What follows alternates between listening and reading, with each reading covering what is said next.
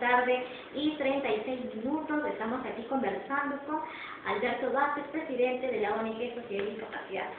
Alberto, también yo sé que tú estás muy involucrado con los temas de salud mental, ¿no es cierto? Es un tema que verdaderamente hay que darle mayor empuje porque no se están incluyendo mucho las personas con discapacidad psicosocial, intelectual.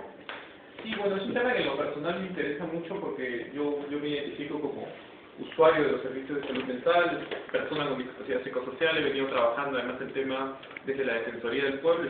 Cuando yo estaba en la Defensoría del Pueblo trabajamos 2 informes de salud mental y vimos, en primer lugar la situación de los hospitales, pero en segundo lugar, con una visión mucho más grande, vimos el tema de cuál es la situación del acceso a los servicios, ¿no? Pero no solamente ya a los servicios de salud, sino a los servicios de apoyo. Entonces es un tema clave, ¿no? Cómo se brinda a las personas con discapacidad, a las personas con enfermedades mentales, todos los apoyos que la persona requiere, no solamente pues para acceder a un sistema de salud, sino en general, para poder participar en la vida diaria. Entonces, creo que si bien estamos avanzando en términos de presupuesto, en general, para la temática de discapacidad, la ley de presupuesto para el próximo año, por ejemplo, ha incrementado significativamente el presupuesto de los programas enfocados en discapacidad. Hay una serie de temas que siguen ausentes, ¿no? La salud mental es uno de ellos. Y hablando sobre salud mental, quiero también mandar un saludo a la presidenta de Álamo, nuestra amiga Elena Chávez. Ella va a organizar un evento sobre salud mental y está dirigido a todas aquellas personas que tengan interés en mejorar el nivel de la salud mental de nuestra población y trabajar por la defensa de la dignidad y derechos. Esto se va a realizar el día 4 de octubre de 9 a 2 de la tarde en el auditorio del Ministerio de la Mujer y Poblaciones Vulnerables. El evento es totalmente gratuito, amigos, así que se pueden inscribir al correo alamoelena80@yahoo.com, alamoelena80@yahoo.com. Y bueno, Alberto, conversando otros temas, porque de verdad tú eres una persona también experta y creo que lo importante es compartir los conocimientos que uno sabe y así poder aprender. Cuéntanos cuál es tu apreciación o qué te parece el avance de lo que se está dando en los presupuestos para la discapacidad. Ahora he visto que ustedes han sacado un boletín sobre el presupuesto para el año fiscal 2014, en tema de discapacidad. Sí, bueno, en general el presupuesto del próximo año para todo el presupuesto público se ha incrementado en un 10% aproximadamente, pero en el caso de los programas presupuestales para personas con discapacidad hemos dado un salto significativo, o vamos a dar un salto significativo. Vamos a pasar de 23 millones tuvimos este año y el próximo año vamos a tener 171 millones, ¿no? Entonces 43 tuvimos este año y el próximo año vamos a tener 171 millones. La mayoría de este presupuesto va a ir a un programa en educación para personas con discapacidad, es decir, fortalecer el proceso de educación inclusiva y también fortalecer la educación especial como soporte a la educación inclusiva. Eso incluye capacitación de docentes. Entonces, todo eso, suena bastante esperanzador y es una buena asignación de recursos, ¿no? Es decir, estamos priorizando adecuadamente. El problema con este incremento de los presupuestos por resultados es que no se han sumado nuevos aspectos. Entonces, seguimos trabajando básicamente salud, educación y rehabilitación. Y en el caso de rehabilitación es básicamente implementación de unidades de rehabilitación y certificación. Todavía no hemos avanzado a un sistema de rehabilitación basada en la comunidad o otro tipo de estrategias de apoyo a las familias. Entonces, en el caso del CONADIS también el presupuesto ha pasado de 8,5 millones, va a pasar a 10,5 millones más o menos, que también es un incremento mayor a la media, pero CONADIS, por ejemplo, sigue siendo uno de los pliegos presupuestales con más bajos recursos, ¿no? Muy por debajo de la Biblioteca Nacional, del CENAMI y de otras instituciones, que también hacen labores importantes, pero que finalmente ahora tienen un reto mucho más grande, que es una nueva ley, y la necesidad de implementar un sistema nacional que coordine municipalidades, gobiernos regionales. Entonces, vamos a ver qué sucede. ¿Cómo calificarías la actual gestión de CONADIS? Es una pregunta difícil. Creo que esta gestión tiene resultados por mostrar, es decir, creo que a diferencia de otras gestiones que hemos pasado, tenemos ya líneas de trabajo a mediano o largo plazo, lo cual es bastante bueno. Hay una estrategia, digamos, hacia dónde se quiere ir en la temática de discapacidad. Creo que el gran problema es que todavía no se presentan resultados concretos. Y eso es una problemática permanente en el ámbito de las políticas públicas. Es decir, uno puede tener un buen diseño, pero necesitas también presentar resultados a corto plazo, ¿no? Es decir, no solamente es el mediano y largo plazo, sino el corto plazo. Y creo que eso es lo que podría estar fallando, una mejor, además, comunicación con las organizaciones, y sobre todo creo que hay que abrir un poco más la agenda. Hay que abrir la agenda, tema de vida independiente, tú has estado trabajando el tema. Voy a irme. Entonces no tenemos en realidad ningún sistema de apoyo a la vida independiente.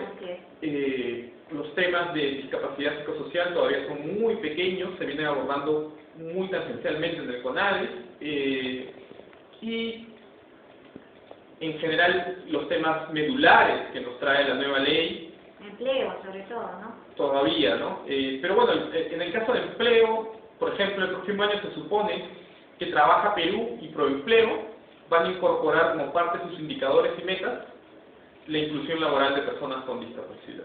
Igual es todavía un componente muy pequeño de estos programas, pero digamos, es un avance lo que se tuvo este año, que teníamos un presupuesto por resultados pequeñísimo, ni $1 millón, ni $1 millón de soles asignados al tema de inclusión, ¿no? Y bueno, habrá que ver también cómo avanza este tema de capacitación, que el CONADIS lo tuvo como parte de su agenda prioritaria, ¿no? Y ahora hablando de resultados, ¿qué opina de la encuesta? Reflejamos el 5.2%. Bueno, esa es una gran pregunta que también abordamos en algún boletín hace un par de meses. De acuerdo con el INEI, la nueva encuesta, pues somos 5.2%, ¿no?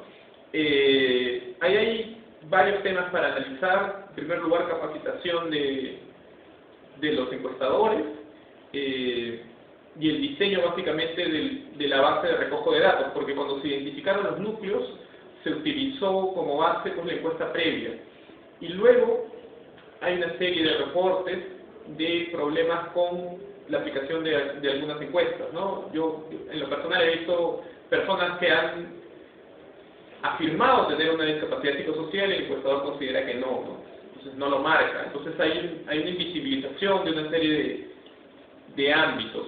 Eso podría haber marcado a la baja el bajar de un 8 punto tantos que nos decía en el 2006 la encuesta continua a un 5.2. Pero habría que tener en cuenta que a nivel internacional tampoco es muy claro cuál es el porcentaje de personas con discapacidad, más allá de que la Organización Mundial de Salud dijo 15%, que por supuesto como colectivo favorece, porque es una cifra que, bueno, suena impresionante y ayuda mucho para hacer incidencia. Los países con mejores sistemas de encuestas, Canadá, España, incluso Irlanda, que tienen encuestas muy sofisticadas para evaluar quién tiene una discapacidad, andan por el rango del 8%, del 10%.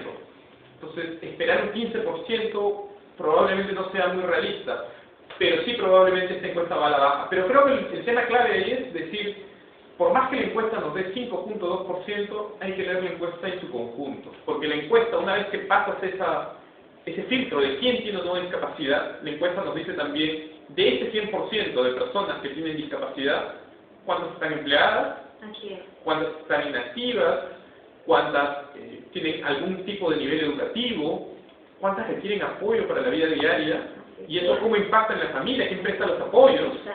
Entonces, hay mucha información relevante para el diseño de políticas. O sea, la edad de la población con discapacidad es, en general, 50% es mayor de 65 años. Entonces, ¿cuáles son las políticas que está implementando no solamente el CONADIS, sino los distintos sectores para personas mayores de 60 años con discapacidad? Entonces, ¿cómo incorporar el componente de discapacidad en pensión 65? Por supuesto, porque todavía las personas con discapacidad no están percibiendo o no están incluidas en los programas sociales. Y otro tema clave es el tema de que lo tenemos invisibilizado desde siempre, personas indígenas con discapacidad. Afrodescendientes, no se Por sabe. supuesto. VIH. Lo que nos decía la encuesta del 2006 es que la población con discapacidad está sobrerepresentada en las poblaciones indígenas. Es decir, si la población indígena, si no me equivoco, era alrededor de 15% en el Perú, en el caso de personas con discapacidad el dato salta hasta 20%. Así es. Entonces uno tiene ahí qué políticas tenemos que se estén orientando a este colectivo en particular. Además que es una agenda internacional. Actualmente los mayores debates a nivel de Naciones Unidas se dan cómo cruzamos, porque todos finalmente somos parte de distintos colectivos. Mujeres con discapacidad, personas indígenas con discapacidad, adultos mayores con discapacidad, afrodescendientes con discapacidad. Entonces, ¿cómo vemos al ser humano en sus múltiples dimensiones? Nosotros no solo somos hombre, mujer, persona con discapacidad, somos una suma de factores. Así es. Entonces, ¿cómo diseñamos estrategias que respondan a esa diversidad? Y que cumpla con las necesidades de todos los colectivos, de toda la comunidad, o sea, haciendo políticas públicas, un diseño universal para el país, ¿no es cierto? Pero eso también es un reto para la sociedad civil, Así es. porque cómo nosotros también trabajamos con otros colectivos, es decir, qué relaciones tienen las organizaciones de personas con discapacidad con las organizaciones de mujeres, con las organizaciones indígenas, con las organizaciones... Colectivo LGTB, ¿no? Por supuesto, LGTB, o cómo se trabaja incluso temas que pudieran parecer tangenciales como medio ambiente. Bueno, tiene un impacto también el tema de desastres ambientales en las personas con discapacidad. Hay una encuesta internacional mundial sobre desastres que justo me la mandaron, que acá también parece que la Municipalidad de Lima está trabajando con nuestra amiga Pilar Peña, ¿no? Que es bien importante porque todo el mundo sale y las personas con discapacidad se van a quedar ahí, que le caiga todo el techo encima. Efectivamente, entonces la accesibilidad siempre se ha visto como acceso, pero no como salida, ¿no? Así es. Entonces, ¿cómo salimos en una situación de emergencia? Y además, algo muy común es pensar, cuando uno piensa persona con discapacidad, piensa en una persona en silla de ruedas, probablemente hombre además, y claro, el perfil de la persona con discapacidad es muy diverso. Así es. Y un tema que me gustaría que lo comentaras, porque sabemos que tú has viajado por varias partes del mundo y que ahora, bueno, me tengo esta oportunidad de viajar nuevamente y que yo agradezco a Dios y que sé que muchas mujeres y personas con discapacidad también del colectivo y de la comunidad con discapacidad han viajado. ¿Cuál sería tu mensaje para toda la sociedad civil que quiere viajar y que a veces piensa pues en uno, no, ay, yo estoy saliendo de viaje? ¿Cuál sería tu mensaje motivándolos para que también participen? Hay que estar interesados también. Bueno, en primer lugar, que hay muchas oportunidades de formación afuera. Tema clave, idiomas. La mayoría de actividades formativas están en inglés. Y además el acceso a mucha información está en inglés. Entonces un tema clave es, lamentablemente, aprender inglés. Segundo, tener en cuenta que para qué queremos esa formación, ¿no? Es decir, tenemos que saber que esto tiene que tener un impacto finalmente cuando regresemos a nuestra comunidad, a nuestro país, y cómo desde nuestros espacios, distintos todos, aportamos a construir una mejor agenda. Pero el tercer punto es aprender a traducir las lecciones.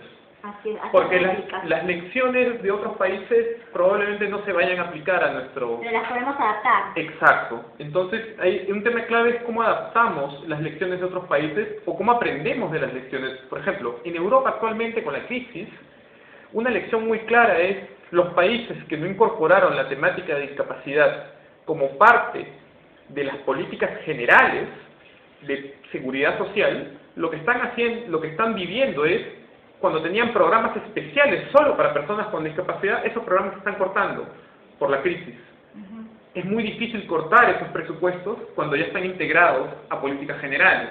Entonces, si la educación es inclusiva, no se va a cortar el presupuesto para la educación de personas con discapacidad. Cuando tiene centros especiales de formación, esos centros sí los están cortando. Eso lo están viviendo en España, lo están viviendo en Irlanda, lo están viviendo en distintos países en Europa. Entonces, es parte de las lecciones que tenemos que traer, ¿no? Es decir, la mejor agenda es empezar a poner la discapacidad en todos los aspectos que se nos ocurran, desde medios de comunicación hasta los distintos sectores, ¿no? Por más pequeño que parezca, cada sector puede aportar algo a la temática de discapacidad y debería integrarlo, ¿no? Muchas gracias, Alberto, en verdad. ¿Cómo pueden contactarse con Sociedad y Discapacidad? Porque ha llegado nuestro segundo invitado antes que acabe el programa. Bueno, nosotros tenemos distintas redes. Nuestro correo es sodisperú@gmail.com, pero también tenemos un portal web que es sodisperú.org y bueno, nuestra página de Facebook es Sodis Perú, ¿no? También nos pueden seguir en Twitter y en otras redes sociales. Somos bastante activos en general en redes, no necesariamente porque por ahí transiten los colectivos de personas con discapacidad, sino también con ánimo de abrir el debate a la comunidad en general, ¿no? Así es, Alberto. Ha sido un gusto que estar aquí con nosotros, que estés con nosotros en el programa Luchando contra Viento y Marea. Cuando quieras, bienvenido. No, muchas gracias a ti por la invitación. Y amigos, damos una pequeña pausa y ya regresamos aquí en su programa Luchando contra Viento y Marea con nuestro segundo invitado, Enrique Bustos. Ustedes lo conocen ya, muchos de ustedes. Ya regresamos aquí en unos minutos.